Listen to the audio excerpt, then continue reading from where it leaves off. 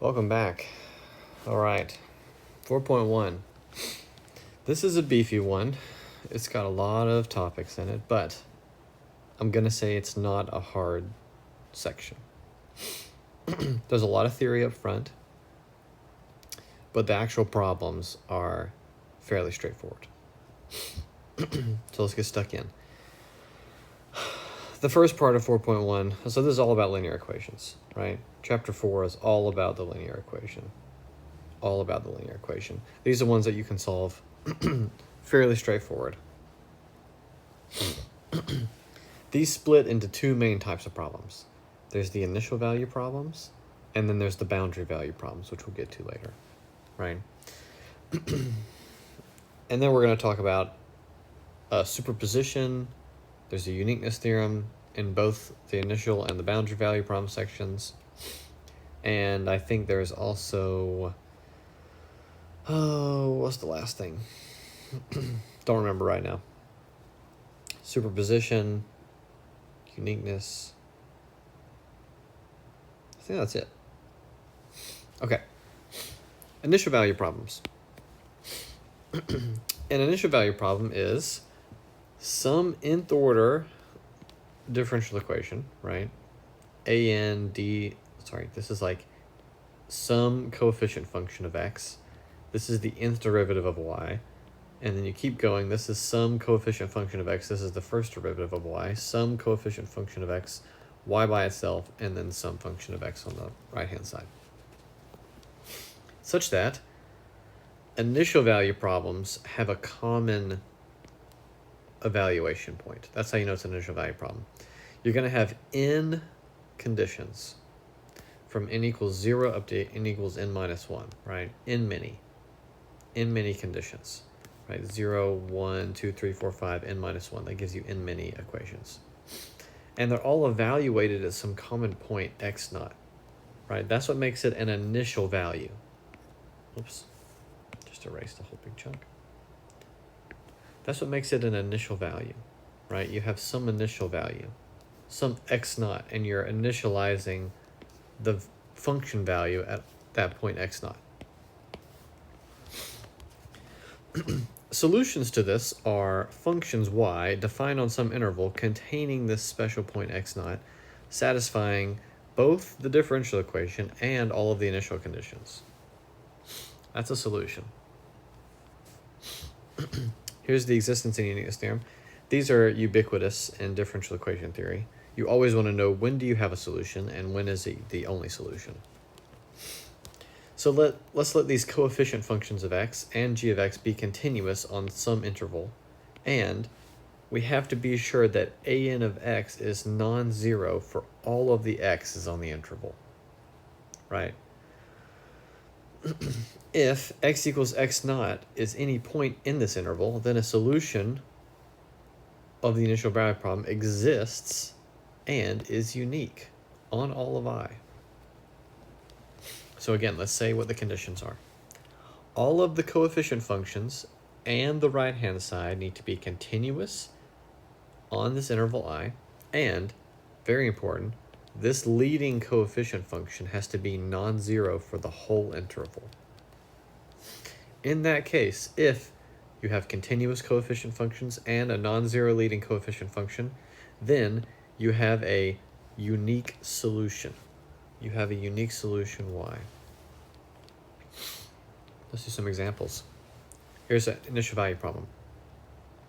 3y triple prime plus 5y double prime minus y prime plus 7y equals 0, such that y of 1 is 0, y prime of 1 is 0, and y double prime of 1 is 0. Notice, third degree differential equation. 1, 2, 3 initial conditions. All evaluated at the point x equals 1, right? So x naught is 1. And they were nice enough to tell us that this equation possesses the trivial solution, y of x equals 0. Now, we want to check whether this solution, y of x equals 0, is unique. We know it exists. They told us it exists already. So this is done, right? This is done for us. We want to check this. What do we need for uniqueness? We need all of the coefficient functions and the right-hand side to be continuous. 3, 5, -1, 7, and 0, those are all continuous. Continuous everywhere, right? Continuous everywhere. So the coefficient functions and the right-hand side are continuous everywhere.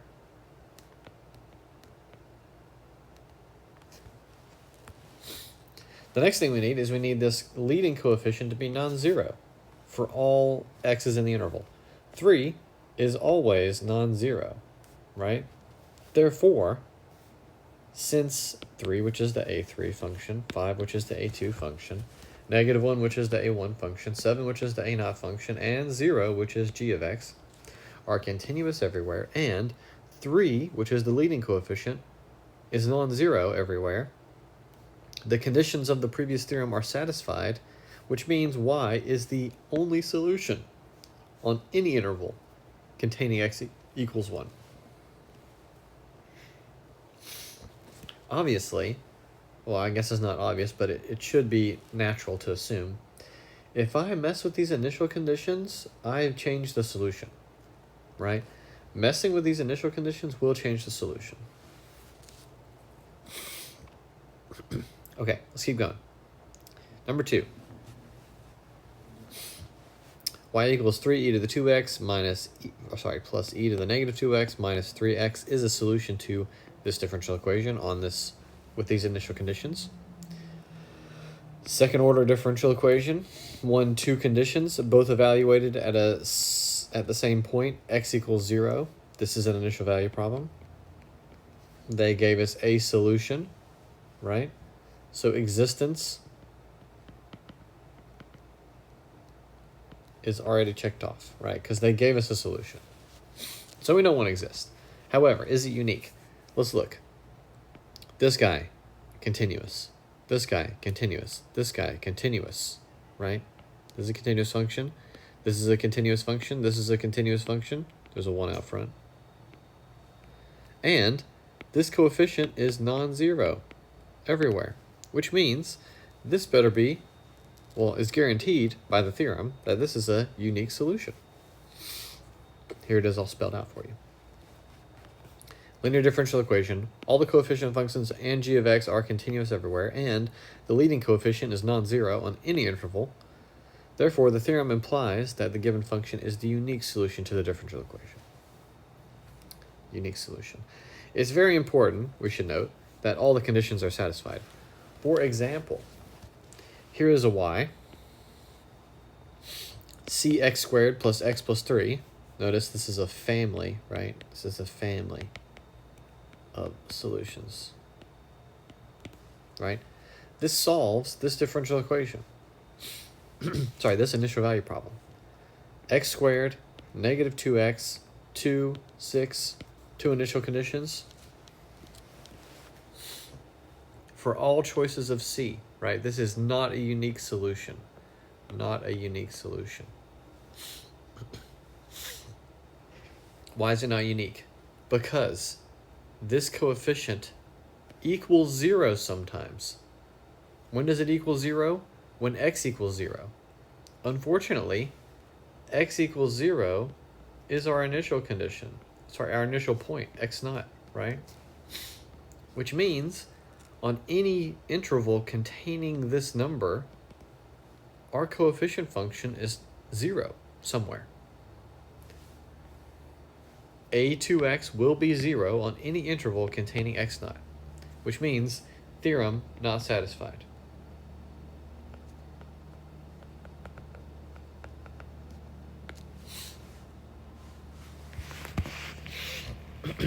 Okay, that's initial value problems. Let's talk about boundary value problems.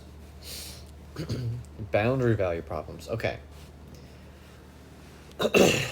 Picture time. When I think initial value problem, I think I have some solution curve, and at some point, at some specific point, right, I'm pinning down not only the height of the function at that point, but I'm also pinning down the slope, the second derivative, the third derivative, the fourth derivative, all at the same point, right? Initial value problems, IVPs. We've got a common point.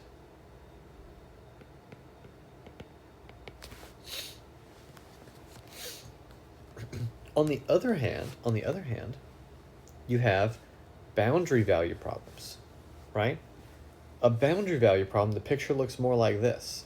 You've got some curve and you pin down the beginning and the end, right? You talk about the behavior of the function at the boundaries instead of at some initial point, right? You just pin down the function at the boundaries. I hope that makes sense. Okay, let's talk about them. So we're only going to talk about second order boundary value problems because they get kind of unruly after that. Here we go. A2x, so some coefficient function of x, second derivative, some coefficient function of x, first derivative, some coefficient function of x, no derivative, g of x. Such that, here we go, let's pay attention to this. In the initial value problem case, we talk about y, its first derivative, its second derivative, its third derivative, and we evaluate them at a common point, right? In a boundary value problem, we talk about unprimed y, but at two different points, right? An x0 and an x1. Remember, this is the picture you have in your mind. It's pinning down the beginning and the end points of the solution curve, right? You're talking about function heights of the beginning and end points. This is called a boundary value problem. Now, these are just not as nice, okay? These are just not as nice as initial value problems. The conditions y of x0 equals y0 and y of x1 equals y1 are called boundary conditions. Here's some other possible boundary conditions. And all of the thing that these all have in common, right, are that you're evaluating at two different points, x0 and x1, right? So this is 1, 2, 3 different other possibilities for boundary conditions. You can talk about a derivative and no derivative, a no derivative derivative, or a derivative and a derivative, as long as you're picking different points. Different points. These are boundary conditions. Even if the conditions of the previous theorem are fulfilled, boundary value problems can have infinitely many solutions, a unique solution, or no solutions. And it's just up to chance what you get. Here we go. Here's one. xt equals c1 cosine 4t plus c2 sine 4t is a two-parameter family of solutions, right? What do I mean when I say two-parameter? I mean c1 and c2 are arbitrary constants.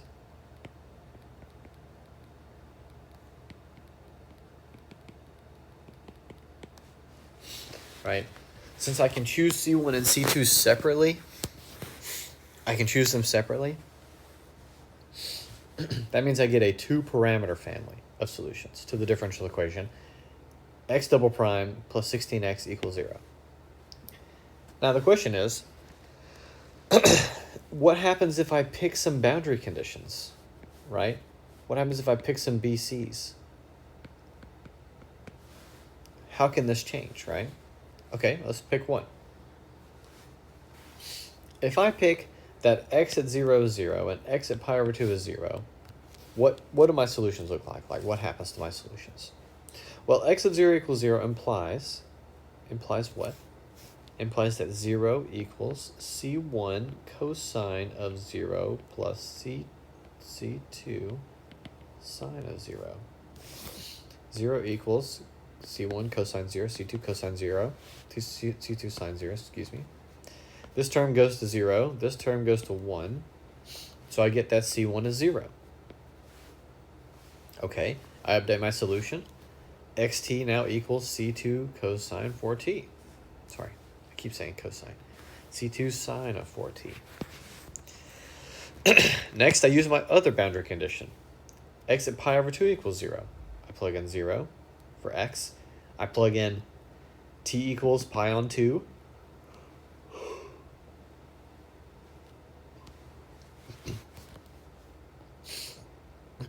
I get 0 equals C2 times 0, which means for any choice of C2, this equation satisfies. Which means I get infinitely many solutions to my boundary value problem. Okay, what if I pick x of 0 equals 0 and x of pi on 8 equals 0? Well, the first condition, x of 0 equals 0, gives me the same thing it did before, right? It's the same condition. But now, x of pi on 8 equals 0 gives me that 0 equals C2 times the sine of 4 pi on 8, which is sine of, what is that? Pi on 2, which is 1. So C2 equals 0. Therefore, x of t equals 0 is the only solution, right? Unique solution. Okay, try again. X of 0 equals 0. X of pi on 2 equals 1. Again, the first condition gives us C1 equals 0. The second condition gives us that 1 equals 0, which is a complete contradiction. Therefore, there are no solutions to this boundary value problem. Right? So, boundary value problems are less nice, but still okay. Okay. A little bit of shifting gears here. We're now just going to talk about differential equations. So the previous sections were about initial value problems and boundary value problems. Okay. In each of those types of problems, we want to study the differential equations, right? Not the conditions. Homogeneous equations. Okay. Homogeneous is incredibly overused in this course. I apologize. This is not to be confused with homogeneous functions, which are like these kind of functions, right? Where you can scale up the inputs and scale up the output by an alpha. Or homogeneous exact differential equations, where both of these things are homogeneous functions, okay? This is a new kind of homogeneous. An nth order differential equation of the form an minus 1, yn minus 1, all the way down to a naught y equals 0, okay, equals 0, is said to be homogeneous. Homogeneous equals 0. Homogeneous equals 0. On the other hand, non-homogeneous equals some g of x that is not 0, right? This is not identically 0. Some function of x or a constant, right? As long as it's not the 0 function, is said to be non-homogeneous. Homogeneous equals 0. Non-homogeneous does not equal 0. Here's two examples. X cubed y double prime plus 3y prime minus sine y equals e to the x. This is not 0. This is not the 0 function, right? This is non-homogeneous.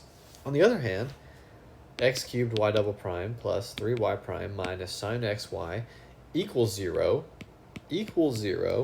is homogeneous. And you'll notice that these have the same left-hand side. And in fact, this is a special thing, right? We call the second equation the associated homogeneous equation to the first. So oftentimes we're given this equation up here, this first equation, and we want to pass to the associated homogeneous equation, which is the second equation, right? You just replace the right-hand side with 0 to get the associated homogeneous equation. Okay.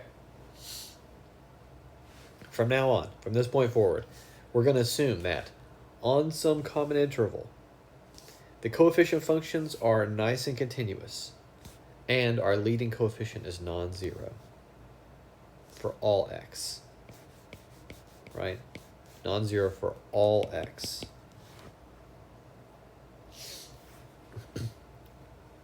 Let's also recall that the derivative, d dx, is a linear operator, which means you can split d dx over addition and subtraction, and constants slide out front, right? Linear operators split over addition and subtraction, and constants can be pulled out front. Okay, this is possibly the most important of this whole section. This is gonna basically carry us through the rest of the linear equation theory. Superposition principle. Okay? Superposition principle. Let's let y1, y2, all the way up to yk be some solutions to a homogeneous differential equation, right? So we're given k many solutions to an homogeneous nth order linear differential equation. Then, if I take y equals an arbitrary constant times y1, an arbitrary constant times y2, all the way up to an arbitrary constant times yk, this is again a solution to the differential equation. Superposition principle says, if I have a bunch of separate solutions to a homogeneous linear equation, I can superimpose them to get another solution. Right? This is easiest seen by the proof. Assume you have two solutions, y1 and y2, to some differential equation. Let's let y be c1y1 plus c2y2. Then, I'm going to plug this y in everywhere I see a y, right? This should be the nth derivative, by the way.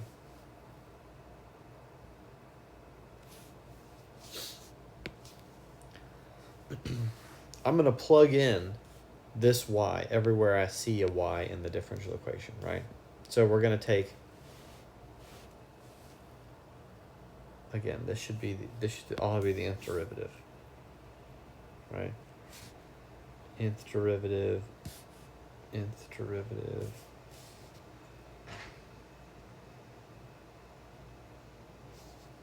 nth derivative. Okay, sorry about that. I'm going to plug this in, right? So we get a n x, and then we're going to take the nth derivative of y, which is c1 y1 plus c2 y2. And then we get down here, we have a naught x times y, which is c1 y1 plus c2 y2. Now, we're going to collect up all of the c1 terms.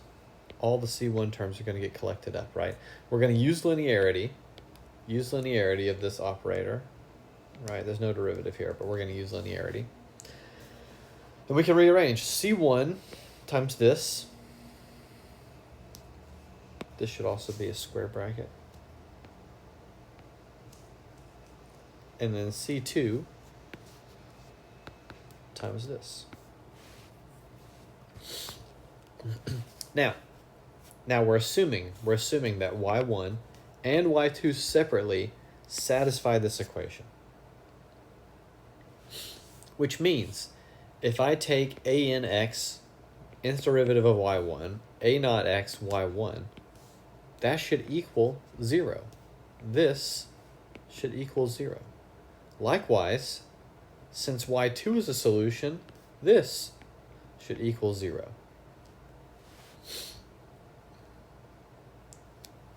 c1 times 0 plus c2 times 0 is 0. Therefore, y solves it, right? When I plug in y into this differential equation, this y, I get equals 0, which means this is a solution. So that's superposition. Here's some corollaries. Constant multiples of solutions are solutions, right, to homogeneous equations. Very important. Homogeneous equations. Constant multiples are solutions. Y equals 0 is always a solution because it is putting in c equals 0 for each of these terms, right? Here's an example.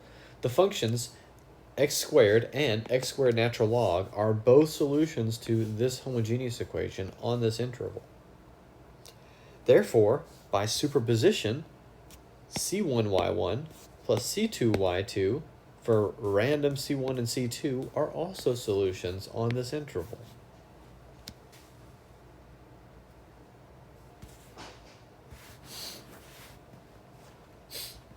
Okay, let's talk about linear independence.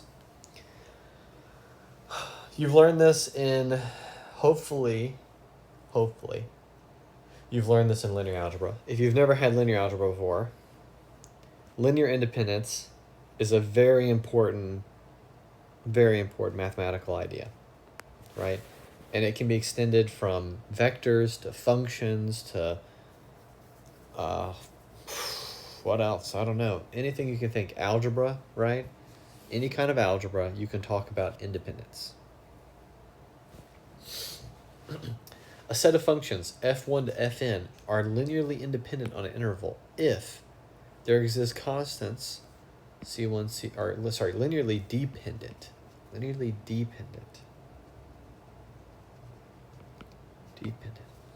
If there exist constants, c1, c2, cn, that are not all zero, such that the linear combination of these is equal to 0. Identically equal to 0, right? This should be like identically equal to 0. Otherwise, this set is called linearly independent. So, if you can take not all zero constants, and you can combine the functions together with those constants to get identically 0, these things are linearly dependent. Otherwise, they are independent. Here's an example. The functions sine squared, cosine squared, tan squared, secant squared are linearly dependent on this interval. Since if I take C1, C2, C3, and C4 to be 1, 1, 1, negative 1, right? I can add all of these functions up with these coefficients, and I get sine plus cosine, tan minus secant. This is 1 plus minus 1, which is 0 for all x's in this interval, right? These are the trig identities. The Pythagorean identity, I think is what they call this one. I don't remember. Anyway, sine squared plus cosine squared is 1. Tangent squared minus secant squared is negative 1. That means I took my 4 functions, right? I took my 4 functions. I combined them with not all zero constants. I got 0. They are linearly dependent. However, the set of functions x squared, x cubed is linearly independent, since for at least one non-zero constant, if I pick at least one of C1, C2, or C3 to be non-zero, this will be non-zero on all of,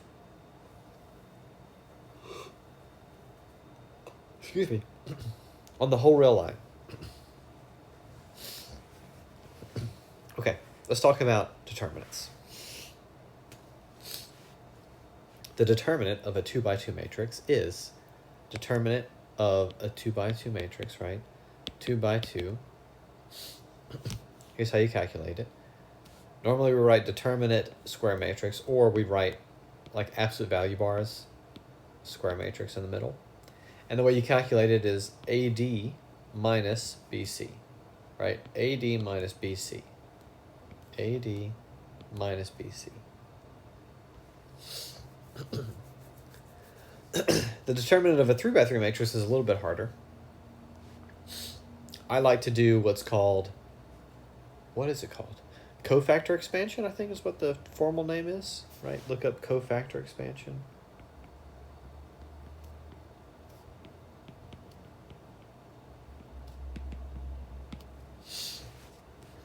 Here it is. You take A1.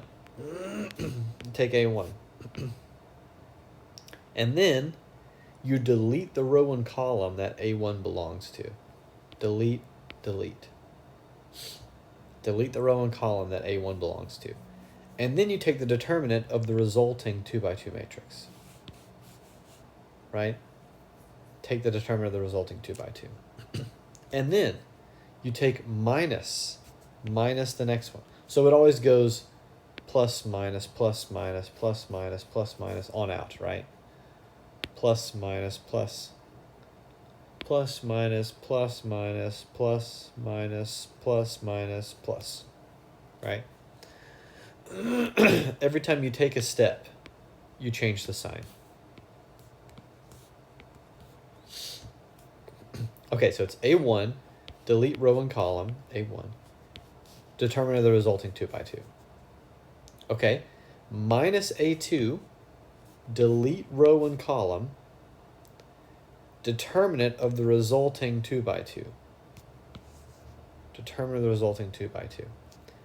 A3 plus A3, delete row, delete column, determinant of the resulting 2 by 2 matrix.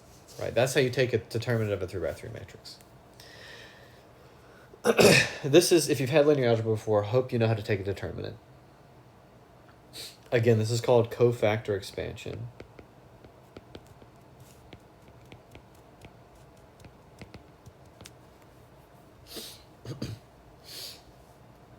This is going to help us calculate when things are linearly dependent, right? Linearly dependent. Okay. Let's suppose we have n functions, and each of these possesses n-1 derivatives. Then the Wronskian is w of f1 to fn. Here's how you do it. You put f1, f2, f3, f4, all the way up to fn across the first row. The second row is all the first derivatives. The third row is all the third derivatives. And the nth row is all the n-1 derivatives. And then you take the determinant of that matrix. Now, if this is bigger than a 3 by 3, you can do this cofactor expansion, right? If this was a 4 by 4 matrix, you could cofactor expand along the first row and get a bunch of 3 by 3 determinants in each of these spaces. And then you could do the cofactor expansion of each of those into 2 by 2s, and then you could take those determinants. Here's a theorem for you. Big star here. A set of functions is linearly independent if the Wronskian is non-zero for some x on some interval. Right? If the Wronskian is non-zero for some x on some interval, then the set of functions is linearly independent.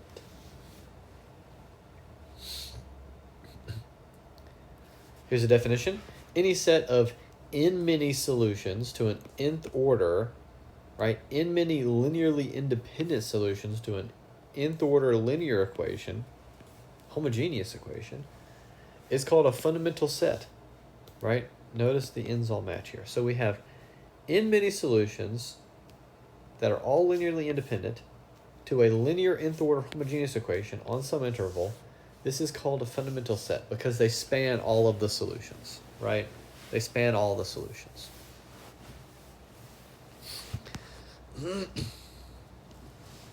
Okay. Assuming those two things from before, right? That all of the coefficient functions are continuous and the leading coefficient is non-zero, there exists a fundamental set of solutions for the homogeneous nth order DE. Right? Here we go. The solutions, y1 and y2, are solutions to this equation. Okay, I'll leave that up to you to check. Because, good Lord, I do not want to take two derivatives of these equations. But you can do it. You can take derivatives, right? I believe in you. This is just a quotient rule, right? If you plug those into this differential equation, you will get this equals 0. They are both solutions. This is two solutions to a second order differential equation. Now the question is, did these form a fundamental set? Did they form a fundamental set? Let's note that. Oh, and this is the interval, right? This is the interval. Not including 0, okay? Note that x squared, 7x, 13 are all continuous on this interval. And, most importantly, this leading coefficient is non-zero as long as we stay away from 0, right? This coefficient is non-zero as long as we stay away from 0. So, these are good solutions, okay?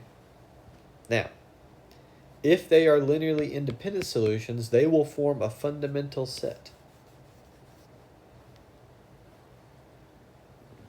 Let's calculate the Wronskian of y1 and y2. Here's how you do it. y1, y2, derivative of y1, derivative of y2. Again, quotient rule.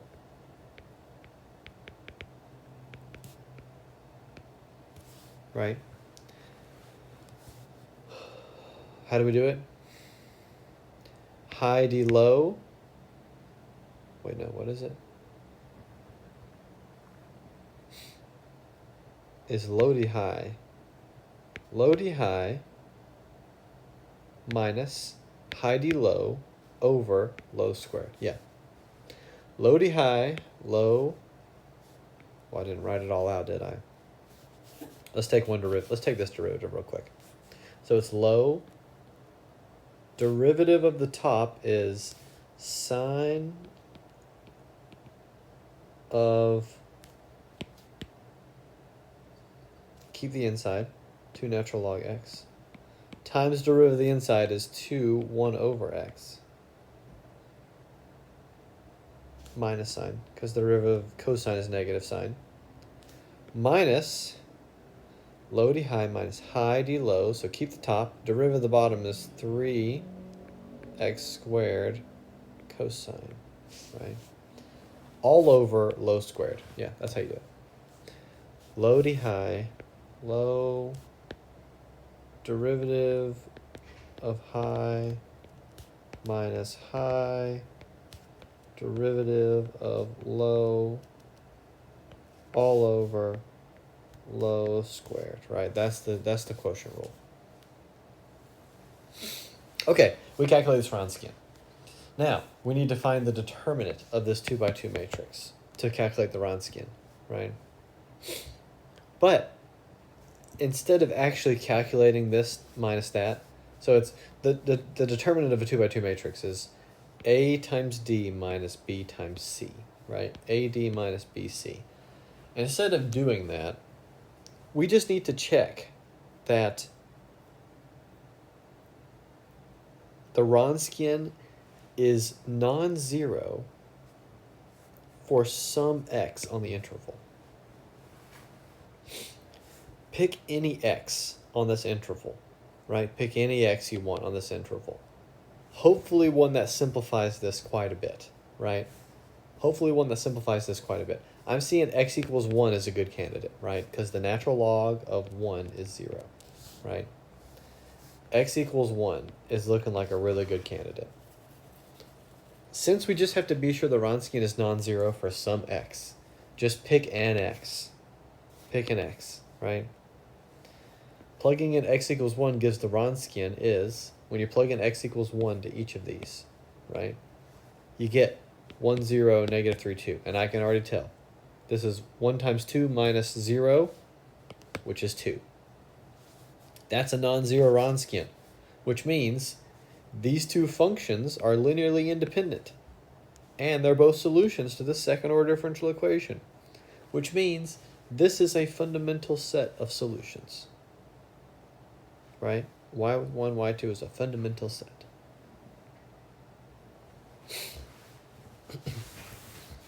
Let's talk about solutions to the non-homogeneous function now. The non-homogeneous equation, right? Any function y particular, right? No arbitrary constants. This is a particular solution that satisfies the non-homogeneous linear equation an, yn, a naught, y, g is called a particular solution to the differential equation. Here we go. Yp of x equals 9 is a particular solution to this equation, right? If you plug in yp equals 9, you get the second derivative of 9 is 0, right? The first derivative of 9 is This should be a 1 derivative. Boy, there's a lot of typos in this handwritten notes.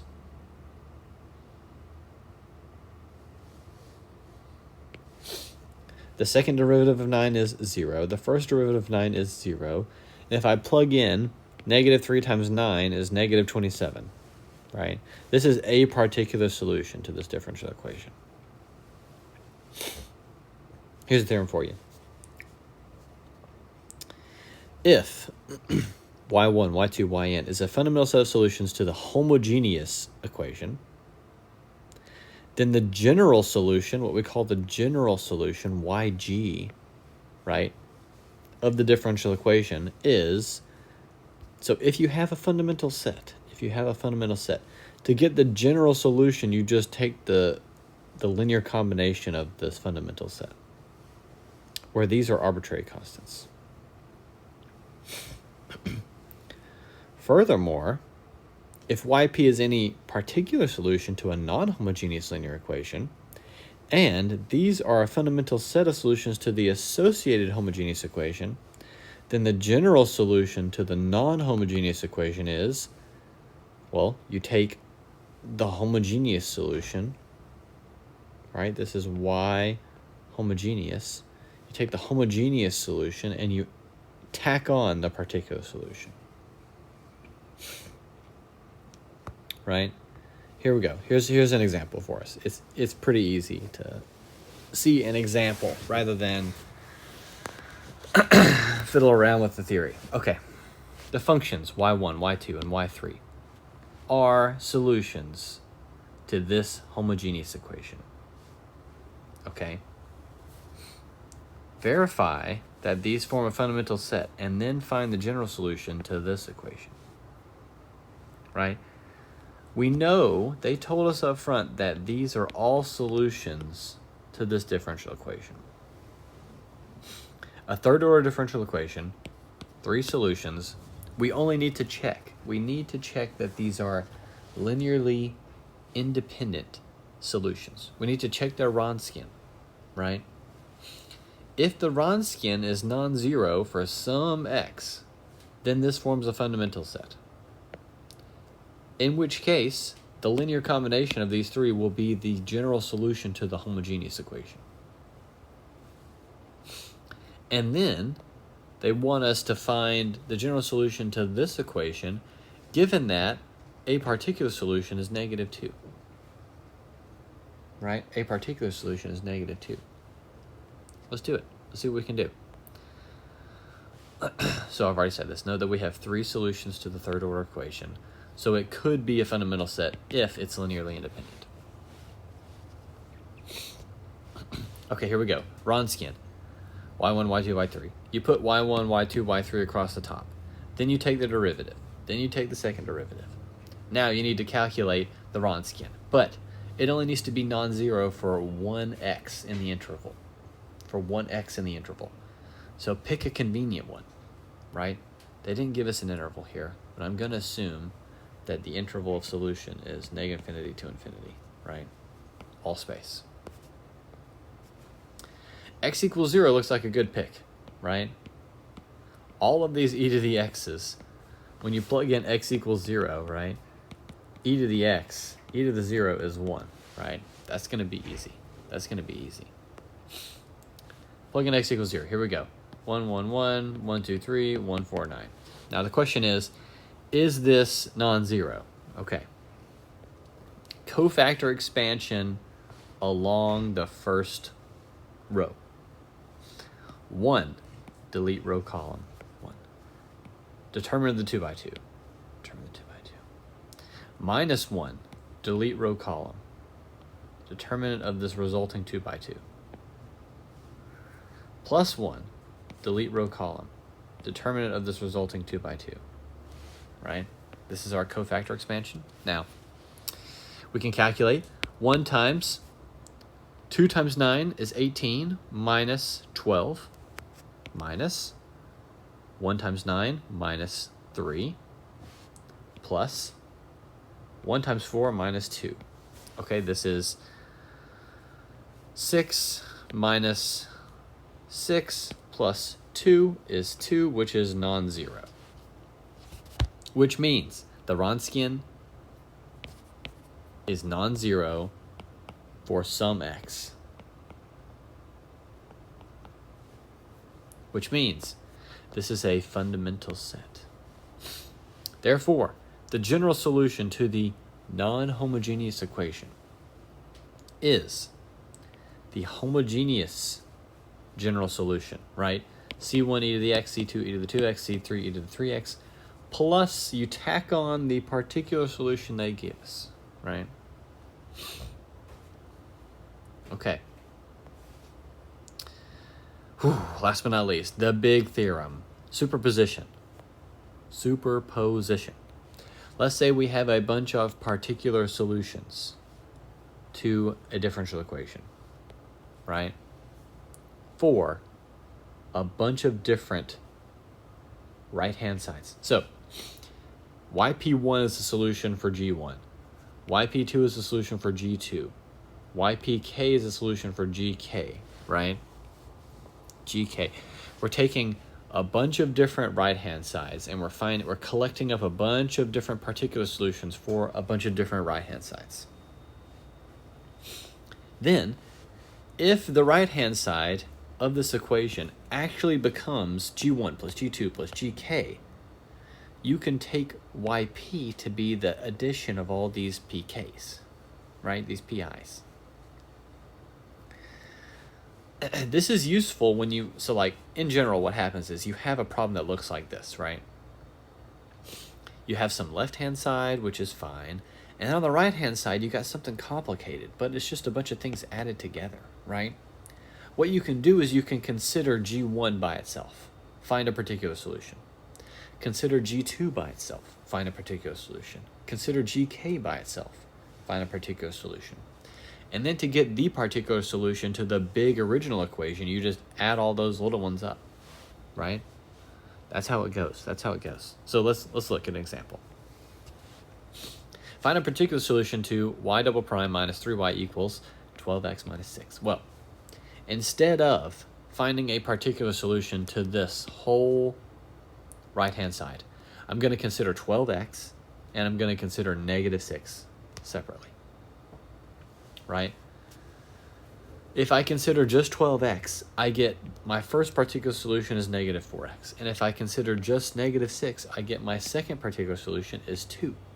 Therefore, yp, which is the addition of these two, is a solution to this right-hand side. Okay.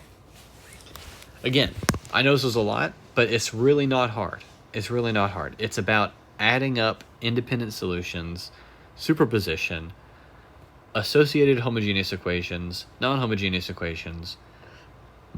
Calculating Wronskians is about the most technically difficult you can get. But even calculating Wronskians is not so bad if you pick a convenient x. Right? Okay. Good luck to you.